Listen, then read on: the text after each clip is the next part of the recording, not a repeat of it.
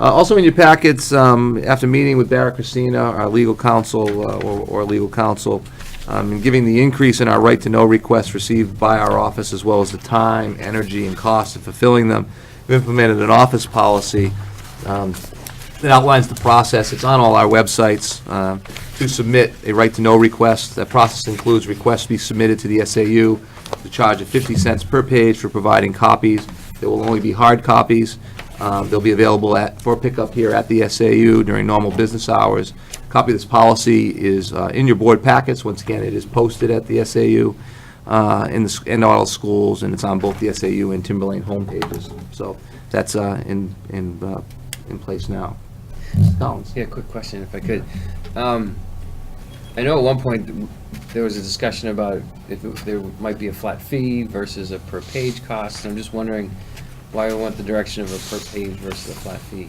That was at the recommendation of Barrett Christina. They thought that the policy that we had was not one that we should be charging per page. We should be documenting how much hours and time for budget purposing. I've already mentioned this to the budget committee. We're going to need to put a line in there for this right-to-know request. We're into thousands of dollars in terms of having to go to legal about certain issues, about right-to-know requests and those sorts of things. So there's no line for that. I know sometimes general public, oh, there must be a line for that. There's no line for that. So and that's not the cost of, that's not including the cost of the extra time that the employees here at the SAU need to put in fulfilling these requests. It's not as simple as hitting, click send. A lot of times there's a lot of time and the only reason I ask is because I know, Mrs. Stokinger and yourself and others spent a lot of time that wasn't recuperated in the per page.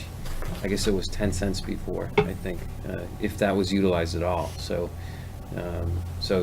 one, I'd like to thank you gentlemen for doing the things you did, and others that spent the time to do that. And it would be nice if we could recoup those costs somehow, but it sounds like this is the only method for that. So.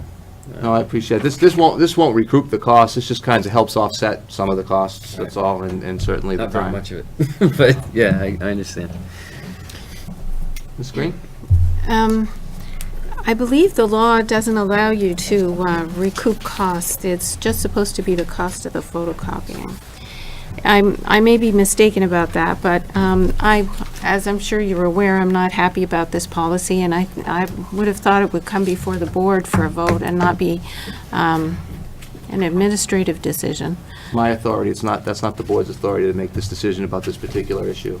So I've instituted this based on legal recommendation from Barrett Christina.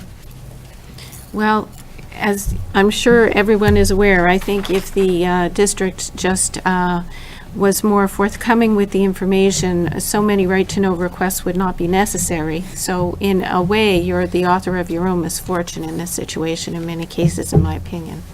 So I think we could improve on the transparency quite a bit and reduce the need for right-to-know requests. That'll be duly noted. Thank you. Noted. I respect your opinion, although I disagree. Certainly, in the spirit of transparency, sometimes transparency is not necessarily what it's cut out to be, and I can get into that about even last night, where I have to get into the inner discussions about administrators and decisions that we make in the best interest of children, about how did this particular one feel and how did this one feel. That's not healthy. It's not healthy for our organization. It's not healthy for anyone, right? We're trying to work as a team, and we're trying to stay together. However, I did it. I didn't like it. I did it. So I have to have my administrators up there and say, well, this one feels this way and this one feels this way. It's silly, but I did it. And I'll continue to do it. And so hopefully that transparency, you're right, maybe there will be a reduced number, but I have to say some of them are frivolous, and so we'll see where we go. But hopefully as we move forward, that communication and that transparency will be one of trust and comfort, and perhaps you will be right. Perhaps we will have less.